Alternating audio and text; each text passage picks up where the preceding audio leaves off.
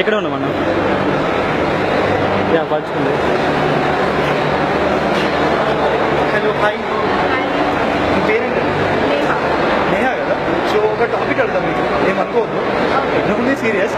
So topic ఏంటంటే, మీకు boy friend ఉన్నాడు, సపోజ్ ఉన్నాడు, ఉన్నాడా? లేదు లేదు. సో ఒకవేళ ఇన్ కేస్ మీకు బాయ్ ఫ్రెండ్ ఉంటే, అబ్బాయి మీ క్యాస్ట్ కాదు, మీ క్యాస్ట్ కాదని మీకు తెలిసి, సో మీరు లవ్ చేశారా అబ్బాయి, తర్వాత మీరు మ్యారేజ్ చేసుకుంటారు, లైట్ తీసుకుంటారు? అబ్బాయి గుడ్ క్యారెక్టర్ అయితే ఖచ్చితంగా మ్యారేజ్ చేసుకుంటాను. అండ్ ఫస్ట్ ఆఫ్ ఆల్ అయితే పేరెంట్స్కి ఇగ్నోర్ చేయగలదు కదా. So parents decision is important. So parents decision important అంటుంది, రాసేసుకోండి బాగా.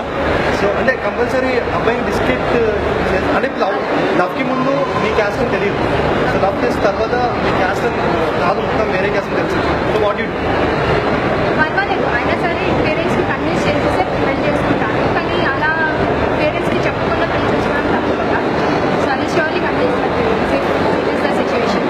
ఇన్ కేస్ పేరెంట్స్ ఒప్పుకోకపోతే I surely try to convince them. If they are not, then I will not marry. But it's better to convince parents and then marry. అంటే అబ్బాయిని ఆగం చేస్తా అని చెప్పి బాబా గారు అంటున్నారు, నాకు తెలియదు. మరి మ్యారేజ్ చేసి పేరెంట్స్ మాత్రం కంపల్సరీ కన్విన్స్ చేస్తారు.